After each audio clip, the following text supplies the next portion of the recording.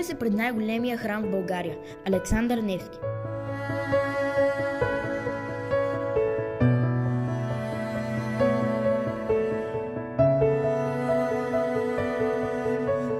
Всички са чували за златните му кубета, но знаете ли за камбаните му? Открихме, че до тях се стига по 220 стъпала, а самите камбани могат да се движат само ръчно и до днес ги бие възрастна жена на 90 години.